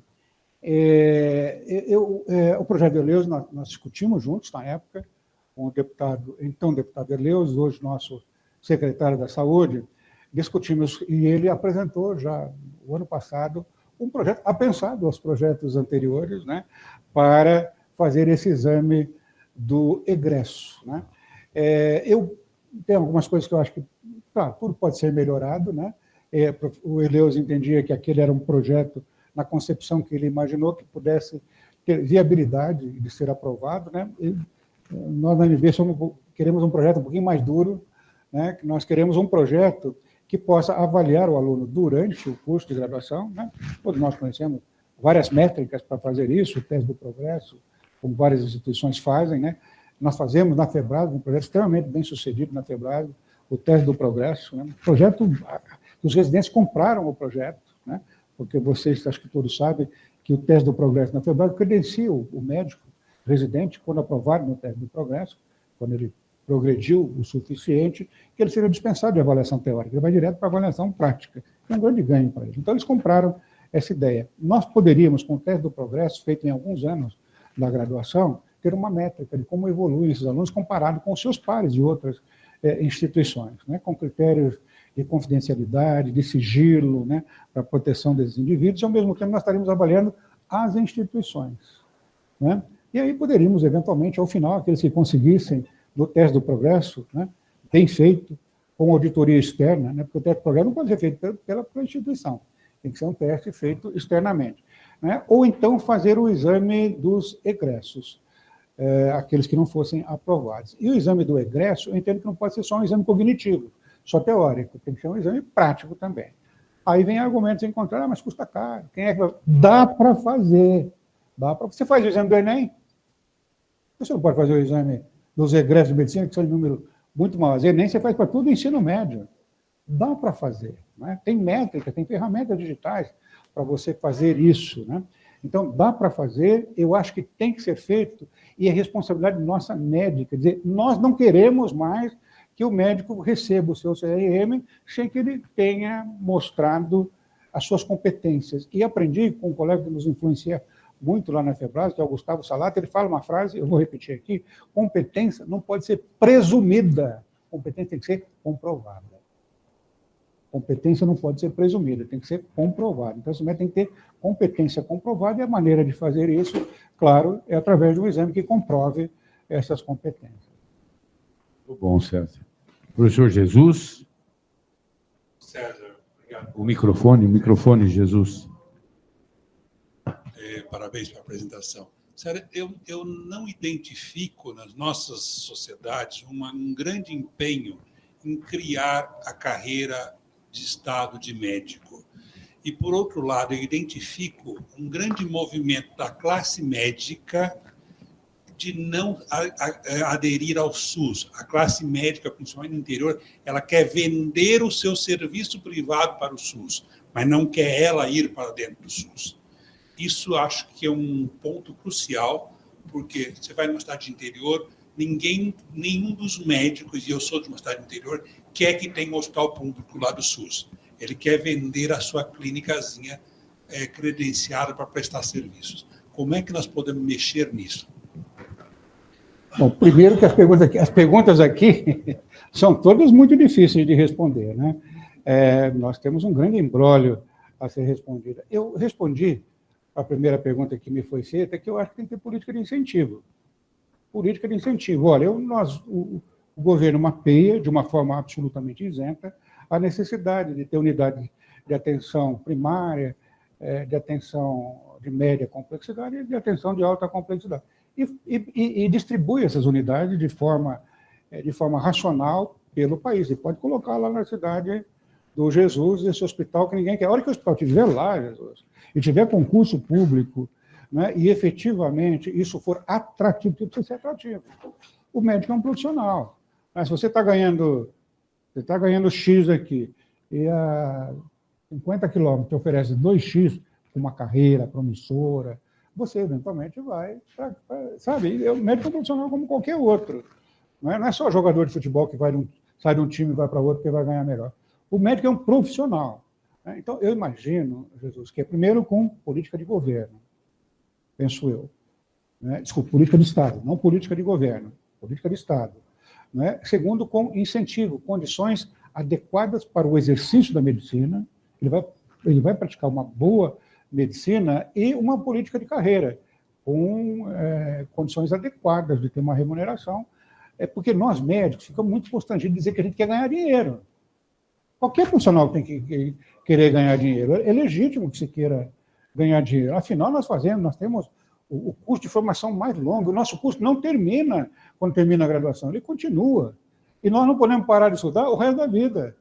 Quantos de vocês se sentem ignorantes diante de determinados problemas que lhes são apresentados? Eu me sinto ignorante inúmeras vezes, me constrange. Eu preciso ou buscar informação com outros colegas, ou buscar literatura, ou buscar informações, porque mesmo dentro da minha especialidade, muitas vezes eu me sinto muito desafiado.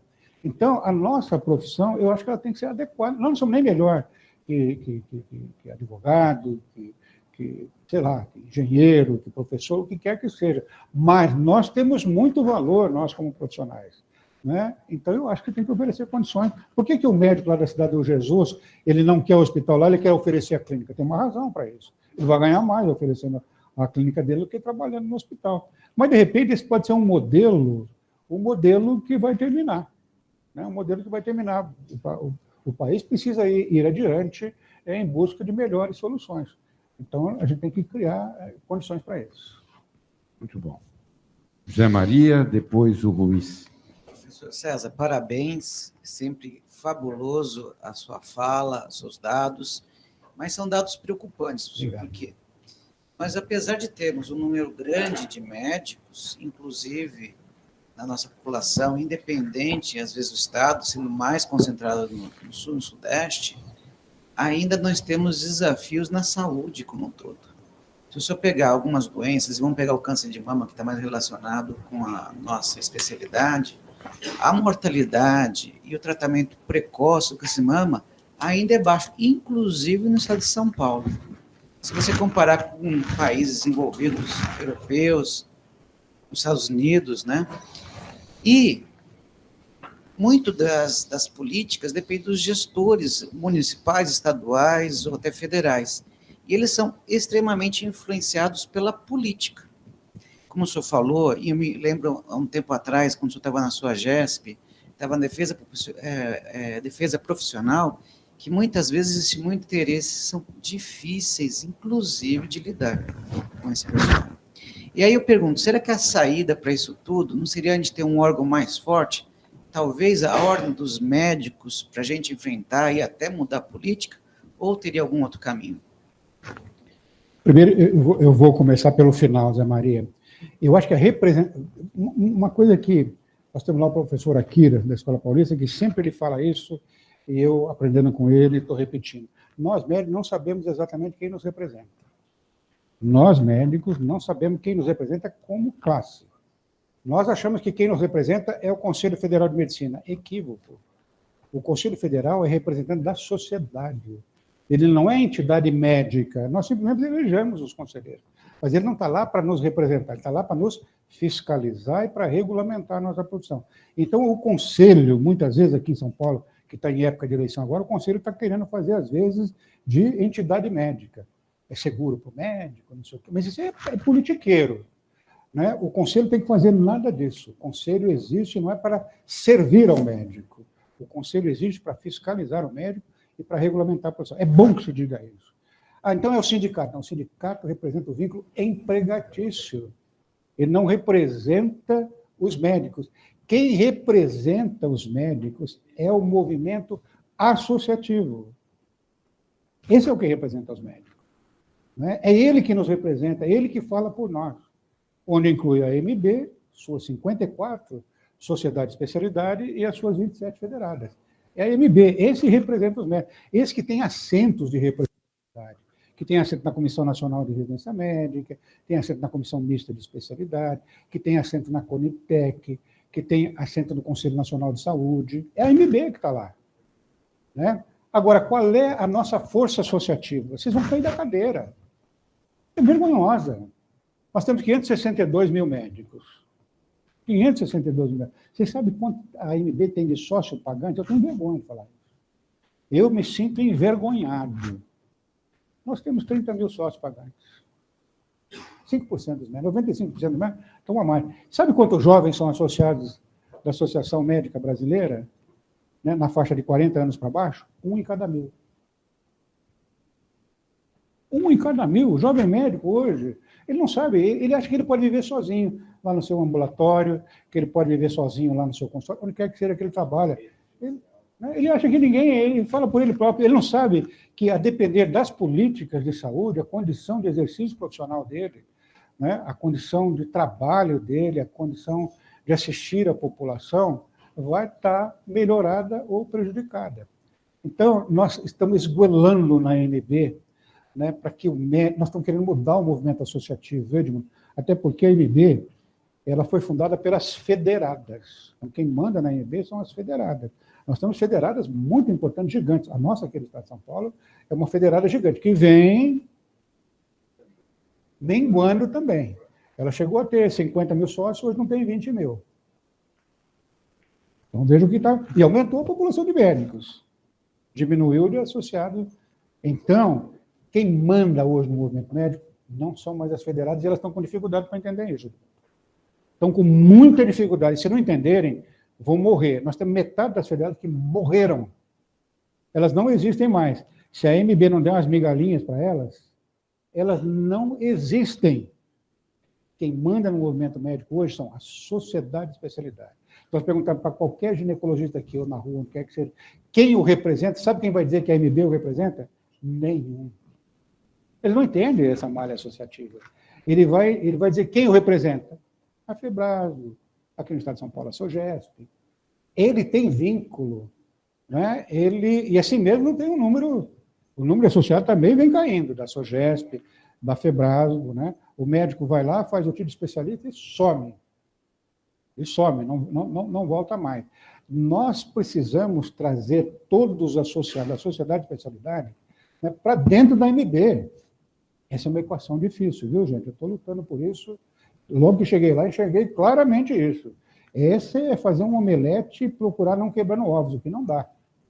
Né? Então, ou nós entendemos isso, todos, presidentes de federadas, né? Eu tenho que ceder um pouco, senão eu vou morrer. Né? Temos que acolher a sociedade de especialidade. Elas mandam no movimento associativo. De 30 anos para cá, elas se fortaleceram, e as federadas... Então, nós temos que... Essa é a realidade. Se a música é samba, não adianta ficar dançando rock. É samba que tem que dançar. César, entendeu? Você sabe, né? Desculpa-te, mas a força do conselho está na obrigatoriedade de ser... Você é obrigado a Para pagar. você poder exercer sua profissão, você tem que ser A sócio MB, não. do conselho e do estadual e do conselho federal. Acaba sendo. Claro. Então, isso é lei. Infelizmente, isso é lei. A lei devia passar tempo. pela formação de uma ordem. Em Portugal, que foi um movimento que se tentou fazer, começou com Eleusis, depois com o Gomes do Amaral, com o José Luiz, criar a ordem dos médicos, no modelo que tem em Portugal. O sindicato Como eram os advogados tá lá dentro, aqui. O sindicato está lá dentro e tem uma quiralhinha. O conselho é ético, mas não é só para punir o médico, porque aqui o nosso conselho, quando bobeia, ele vai te caçar. Agora, quando chega em época de eleição, muda, hein? Sim. Muda. E é a AMB. A grande força é a AMB. Eu não vou perguntar aqui, mas eu gostaria... Não vou perguntar, mas eu vou... Para ser sócio da AMB, tem que ser sócio da APM. Isso. Tem que ser sócio da APM. Então, quem não é sócio da APM não é sócio da AMB. Eu vejo aqueles grupos, tem 300 GO. Eu gostaria de saber ali quantos são, de fato, sócios da Associação Médica Brasileira, ou seja, sócios da sua federada estadual. Não tem. Eu não sei aqui quantos são sócios da APM. O Edmundo está falando exatamente o cenário. Esse então, é o precisaria o sócio da FEBRASGO... Isso já tem 20 anos. O sócio da FEBRASGO precisa ser sócio da MB. Sim. A FEBRASGO está no conselho... Olha, eu fiz uma proposta para o Zé Luiz, quando eu estava na SUGESP. O Zé Luiz era presidente da APM. Mas, para você, você tem que... Aí eu falei, Zé, vamos fazer o seguinte, vamos abrir direto para o associado da SOGESP, para ele entrar direto, sem ter, ou para a MB, direto, sem ter que passar, porque você pega no interior, ele paga casa do médico no interior, paga uma coisa só. Paga a APM no interior. Além da casa do médico, ele paga a APM. Depois ele paga a APM. Paga a MB. Depois paga a sociedade de especialidade. Aí é tudo no começo do ano. Tem paga IPVA, paga o conselho, pagar, ele não paga aguenta. não sei o quê. Nem os 30 mil dá para pagar tudo isso, pô. Não é o da Lana, é o 30 mil da renda do Mário Schaeffer. Então, infelizmente. É isso mesmo. Ruiz. Bom dia a todos. César, prazer enorme tê-lo aqui. Parabenizando você de antemão pela maravilhosa gestão que você tem executado. Indo mais ou menos ao encontro do que nós discutimos agora por último. Será que a questão é do médico ou a questão é do descrédito de quem está nos gerindo? Porque a gente percebe nitidamente, na maioria das vezes, que todas as atividades associativas são políticas, né? Eu sou da Sociedade de Mastologia, já exerci cargo diretivo, a gente vê que sempre existe um embate de eleição, nesse momento de eleição todo mundo está perto, né? As duas ou três ou nenhuma que competem acabam, obviamente, de uma forma direta ou indireta, interagindo. Depois esquecem, né? Passa esse momento e esquecem. Você não acha que talvez o que você falou aqui por último, essa divulgação de que quem nos representa é a AMB, devia ser mais divulgado, devia ser mais falado? Porque você pode ter certeza, se fizer um quiz entre os médicos, isso é desconhecido. Por isso que é tão pífio, né, a representatividade da AMB frente a todos os médicos formados. Acho que a gente tem que fazer uma meia-culpa e entender esse cenário, porque, do contrário, isso não vai mudar. Sabe, a questão é como é que eu trago essas pessoas, o que eu tenho que criar para trazer essas pessoas. E não, poxa, 30 mil no meio de 500, e você vê uma coisa, aumentou enormemente o número de médicos, a saúde não melhorou, aumentou enormemente o número de médicos, não melhorou a questão de frequência da AMB. Ora, alguma coisa está errada. Eu queria a sua reflexão a respeito disso, querido. Desculpa. Luiz, te agradeço. Bom, primeiro, prazer estar com você novamente. Agradeço a pergunta e quero fazer uma meia-culpa. Eu acho que a nossa comunicação deixa muito a desejar. Deixa muito a desejar. Né? Comunicação é uma coisa valiosa, porém muito cara também. Muito cara. Você tem as redes sociais hoje, que elas são mais baratas. Né? Nós aumentamos o investimento em redes sociais, a gente tem uma boa capitalização da rede social. Porém, eu acho o seguinte, essa pergunta que você fez é a pergunta que o médico faz todo dia. O que a AMB faz por mim? Então, a APM, para se sustentar, sabe por que a APM ainda tem esse número de sócios? Por causa do clube de benefícios. O clube de benefícios, porque você tem lá, por exemplo, uma assistência médica, né, em que você tem facilidade de fazer o seu plano de assistência médica lá. Eu tenho o meu plano de assistência médica pessoal, familiar, lá pela APM. Né? Mas não é essa a razão para eu ser associado da PM, da AMB, da associação. Eu gostaria que o médico se encantasse pelas razões essenciais de ser do movimento associativo. Ele teria que entender que quem fala por ele, né, e aí nós temos que comunicar melhor. Não é porque nós temos... Hoje, se você quiser comprar um Audi, você vai lá na AMB, você compra um Audi com desconto, sei lá, de 10%, 15%. Ah, então a AMB está fazendo alguma coisa para mim. Pelo amor de Deus, gente. Não é por isso que existe a AMB, para vender Audi. Entendeu? Recebi ontem essa. Do Audi, né? Da PM, né? Não, da AMB, do Audi, agora é da AMB, não sei se você já recebeu. Eu não compro... Porque não dá para comprar Audi. Audi, eu não compro porque eu não ganho igual a Lana, senão eu ia aproveitar aqueles valores oferecidos lá. Então, eu acho, primeiro, minha culpa, nós temos que divulgar melhor. Mas, segundo, eu gostaria que os médicos, especialmente o médico jovem, entendessem a essência de ser do movimento associativo. O médico deveria dizer, quem é que fala por mim? Quem é que luta para os interesses que eu tenho? É o movimento associativo, é a FEBRASO, é a AMB. Agora, eu tenho que ter uma única porta de entrada. O que está dificultando muito a gente é a porta de entrada. Olha, só pode ser sócio da AMB hoje quem é sócio da PM. E por que o indivíduo é sócio da PM aqui em São Paulo? Ele é sócio da PM porque ela tem um clube de benefício. Ele não é sócio. Ele não é sócio da PM aqui porque em São ele Paulo. não... Já falei isso para o José Luiz também. Ele não é sócio. O valor é alto. Muito caro. O valor é alto. Muito caro. Valor é a alto. APM, com todo o apreço que eu tenho, com o respeito que eu tenho pelo... Não, mas e que você conhece bem isso. É que o nosso desencanto aqui é comum, viu? Nós compartilhamos do mesmo desencanto. Para pagar. Aí tem SBRH para pagar, tem Sobrac para pagar, tem Sobrage para pagar. Então, eu acho que nós vivemos um momento... Viu? Não, mas eu digo... Então, se a PM não entender, e eu tenho respeito, os dirigentes estão lá, são da maior competência, né? Mas ninguém aguenta pagar R$ 2.500 por ano para a AMB, para a PM. Não aguenta pagar. Não estou falando de você, viu, Lana? Eu estou falando... Mas é alto. Ninguém aguenta pagar.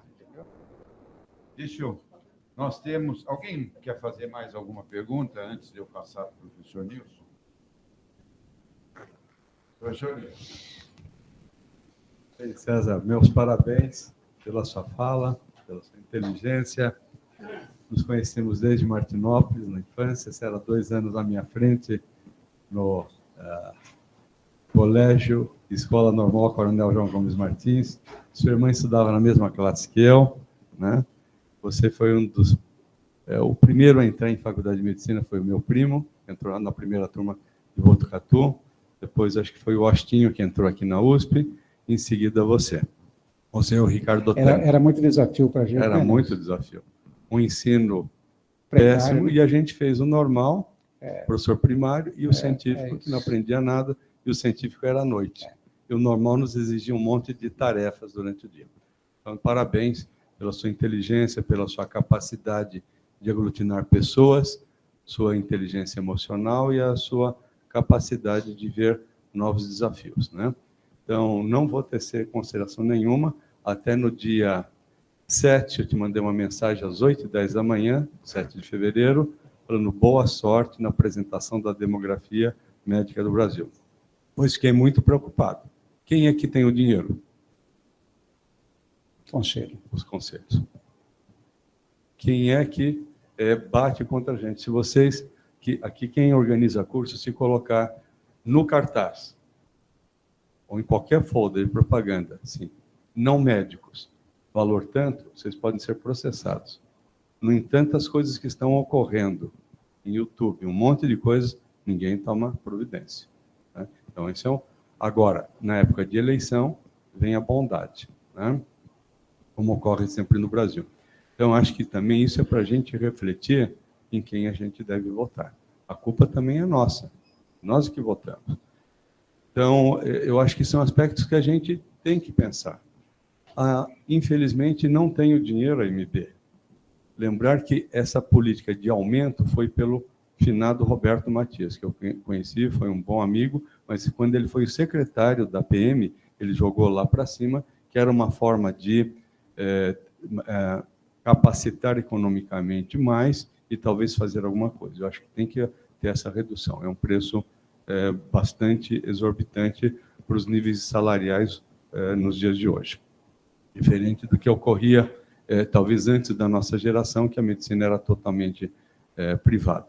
Eu aconselharia uma outra coisa, que tentar fazer nem sempre é fácil, mas às vezes através de outros canais, seria um programa, começaria com um programa da MB, né?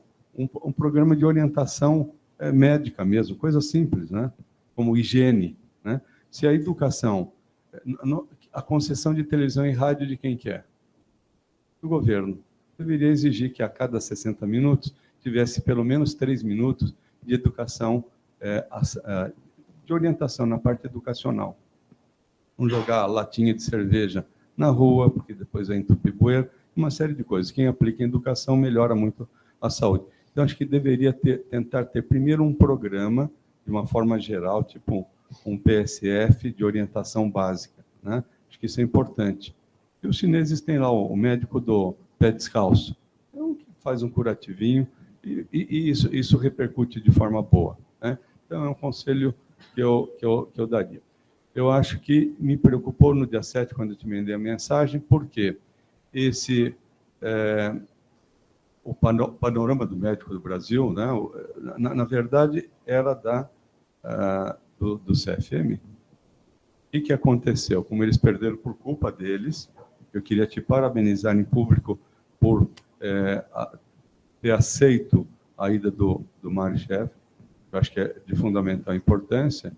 E aí eu olho no jornal logo de manhã, até comentei com o Bobaracá, no Estadão, eu vejo lá uma página inteira da demografia médica do Brasil, o CFM falando.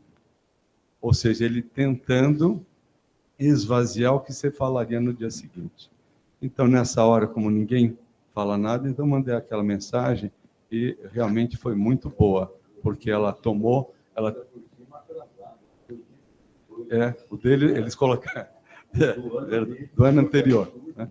Então, um absurdo. Então, isso mostra uma competitividade desleal em quem tem o dinheiro. Então, a gente tem que pensar, e faço minha as palavras do Ruiz. Eu acho que é bastante importante. Eu acho que tem que ter um canal, talvez na Febrasgo, no congresso que teremos esse ano, ter lá uma área, uma fala, colocar isso daqui como uma conferência, num horário especial, para que todos tenham condições de assistir. Acho que é importante. E aprendi muito com meu filho. Meu filho, o Bruno, ele fez administração, trabalho, fusão e aquisição. Então, ele visitava muito, que ele trabalhava na Croton, que foi a maior escola na Universidade do Brasil. Tem atualmente 1.200.000 alunos. Então, ele visitou uma vez em Manaus para compra. Eu falei, quanto custa? A faculdade tinha 10.000 alunos, quanto custa? Falou, por causa do ticket médio, vai depender não só do número de alunos, da mensalidade e quantos tem o FIES, porque o FIES é garantido que recebe. Ele falou, deve custar em torno de 200 milhões. Ele falou, mas isso não vai ser nada na hora que entrar na área médica. O ticket provavelmente vai ser multiplicado entre 8 a 12, estima-se um ticket médio de 10, acima das outras áreas, porque aí é um negócio muito grande, porque as mensalidades são grandes. Aí eu lembro muito bem disso, aí eu fui ver a Mandica. A Mandica é a escola de medicina mais cara do Brasil, ao redor de R$18.000, vezes 6 anos, 216, por ano, 216 mil, em 6 anos, 1.296.000, arredondando 1.300.000. Vai recuperar esse dinheiro?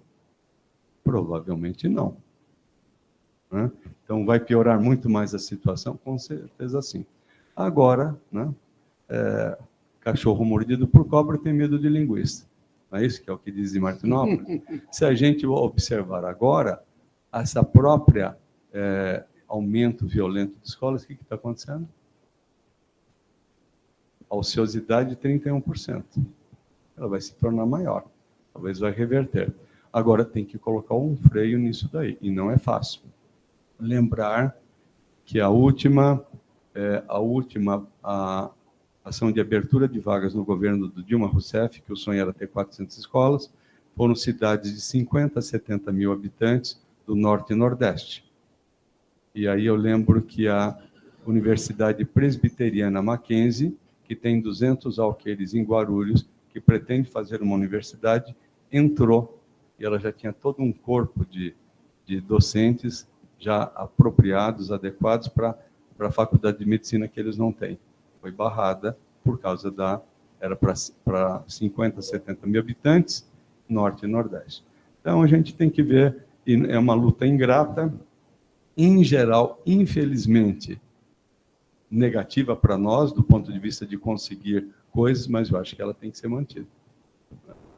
Parabéns pela apresentação. Obrigado.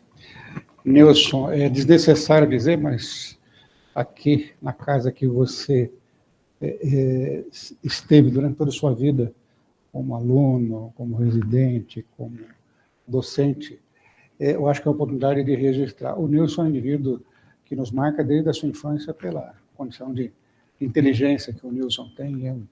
É uma referência de inteligência. Quando você quer pensar em alguém inteligente, sempre pensa no Nilson, né? Desde a tenridade, o Nilson sempre foi assim. Então, eu continuo tendo uma admiração profunda pelo Nilson e vejo uma qualidade que o tempo conferiu a ele, com mais equilíbrio, né? mais ponderação, acho que para todos nós, né? Mas no seu caso, é bastante marcante. Eu quero agradecer os comentários que você fez a meu respeito, e só um único ponto, dado o adiantado da hora, porque eu achei relevante essa lembrança que o Nilson fez no dia 7 de fevereiro, ao ver aquela posição adotada pelo Conselho Federal. E eu preciso contar uma pequena história para vocês.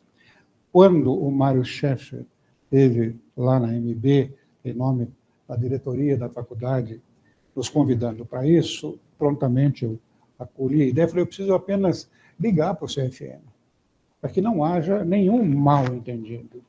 Né? Posso, você me permite ligar? Não tem problema. Vou ligar porque, já dizia Getúlio Vargas, né? Mais vale a história do que o fato. Né?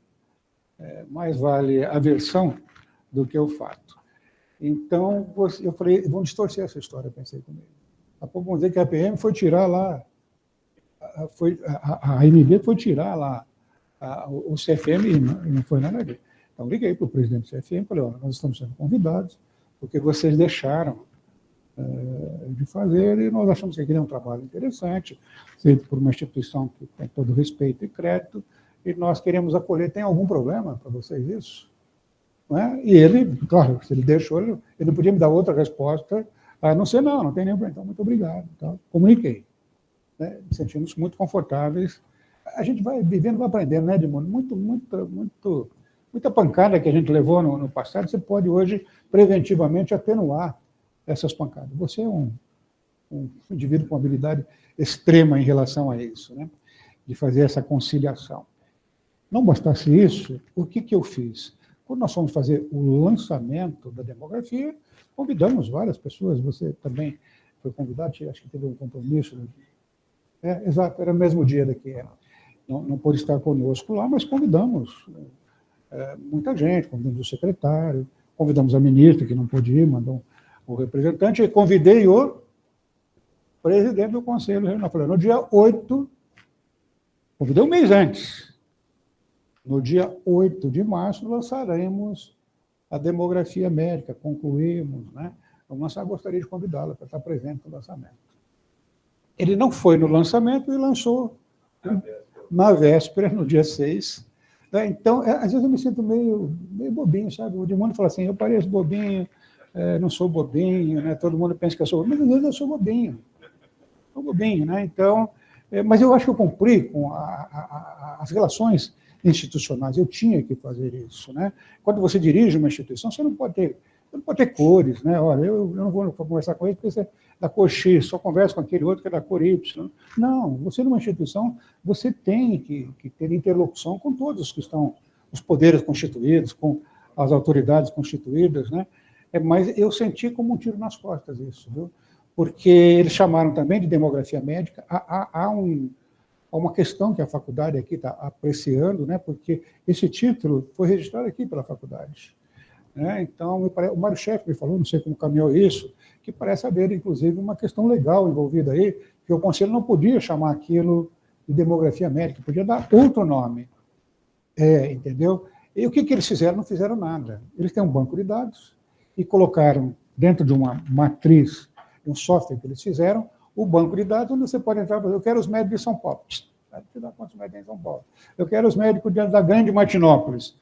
Ele coloca o médico da Grande Martinópolis. Você, quantos tem de homem, quantos tem de mulher? Então, você vai fazendo os filtros que você quer, então eles têm um software, né, para você usar o banco de dados do Conselho Federal, que não é um projeto como esse, bem estruturado, bem feito, como é o projeto que o Mário Schaeffer coordena há muitos anos. Vocês viram, há 12 anos o Mário Schaeffer cuida disso e faz edições muito bem feitas a cada 2 anos. Então, eu me senti atraiçoado, né? Não sei se for pelo próprio presidente, o presidente tem tido uma interlocução comigo boa, muito boa, né? A MB e CFM nunca foram irmãos siameses, nunca foram, não é hoje, não. Nunca, parece que eles estão em campos diferentes, parece que eles se conflitam, né? Não deveriam se conflitar, né? Mas eu senti que, neste caso aí, só para lembrar como as coisas aconteceram, para trazer a público essa questão, eu imagino que lá dentro, na hora que ele informou isso para as pessoas se articularam, né, para lançar antes da gente. Mas o tempo é senhor da razão. Eles ficaram sem nenhum prestígio, porque é uma ferramenta, enquanto que o nosso é uma edição. Né? Então, hoje, toda a informação que o gestor de saúde, a ministra nos disse o seguinte, eu me debrucei sobre a demografia médica e pedi para toda a minha equipe, falou na reunião conosco, lá estavam sentados alguns secretários lá, para ler, é obrigatório que eles leiam a demografia médica, isso vai nos ajudar. Né? Então, ficou para consumo de todos, do gestor público, privado, para a grande imprensa, a demografia médica como sendo realmente a da Faculdade de Medicina e da MB, como sendo a peça, a ferramenta que todos devem usar. Né? Obrigado por você lembrar isso, viu, Nilson? Eu te agradeço demais, não só pelas palavras de hoje, como a parceria de uma vida, viu? Obrigado. Bem, eu só quero comunicar que o César é candidato à reeleição na MB. Vamos ter eleições em agosto. Isso. Vai montar, a chapa deve ser montada até julho, e o professor César é candidato à reeleição. Então, eu vou pedir para que votem. Mas, para votar, tem que ficar sócio da PM. Tem um tempo, né, César? Eu não sei qual é o tempo, precisaria olhar. Não, ainda está em aberto. Está em aberto. Então, vamos fazer um esforço para que... Porque eu acho que do movimento associativo, eu estou fora, mas eu acompanho de longe e de fora. Eu acho que não deve sair Porque se alguém fosse lançar uma chapa, seria pelas sociedades de especialidade. E, ao que parece, as sociedades estão muito afinadas com o presidente César. Então, talvez venha uma chapa, que eles sempre gostam de fazer, apoiada pelo CREMESP. Eu não tenho dúvida, oxalá não tenha, César, mas eu acho que o CREMESP deve articular um movimento para a MB. Então, é importante que tenha voto. Na eleição passada, eles já fizeram, eles fazem. Eles colocam lá 8 chapas no deles. Tudo pessoas ligadas a eles para pegar voto e ganha uma deles lá. Então, eu vou pedir encarecidamente que quem puder, fique sócio da PM e avise, faça esse pedido e vamos votar no César. Obrigado, viu, Edmundo? Tá bom? Muito obrigado. Já que o Edmundo falou isso, sem tomar mais tempo, porque acho que todos já estão cansados de me ouvir aqui, quero agradecer um apoio, uma figura tão representativa quanto a do professor Edmundo. É um apoio de peso, como dizia o célebre boxeador sábio, intelectual Maguila, né? Que peso pesado, onde bate não nasce nem cabelo, né? Então, um apoio dessa dimensão é muito valioso, certamente pode nos ajudar demais. Eu queria falar um pouquinho do Conselho, Edmundo. Nós não estamos satisfeitos com o Conselho da forma como as coisas estão caminhando lá. Virou uma casa de caudilhos aquilo, né? Então, nós precisamos mudar. O Conselho tem que ser uma casa pela qual nós temos que ter o maior respeito, né? É muito importante o Conselho, né? E não pode ser usado para fins pessoais, para alguém que se lucuplete daquilo. Então, nós vamos mudar o Conselho. Eu, claro, se estou candidato na MB, eu não sou candidato no Conselho, né? Mas eu quero apoiar uma chapa de oposição, né? Eu estou ajudando, Edmundo, se você puder nos ajudar também, na articulação de uma chapa de oposição, e estamos querendo reunir forças de oposição, que não são sempre das mesmas matizes. Essas reuniões são complicadas, tem gente que pensa de um jeito, mas se nós tivermos 8 chapas, vai ganhar a situação. Então, nós temos que aglutinar as chapas, de preferência, uma chapa de oposição, certamente vão ter mais, mas uma chapa forte de oposição, né, porque nós precisamos mudar o Conselho, né? O Conselho não e o CFM. Então, agradeço, Edmundo, o apoio, peço a reflexão de vocês sobre isso, tá? Obrigado.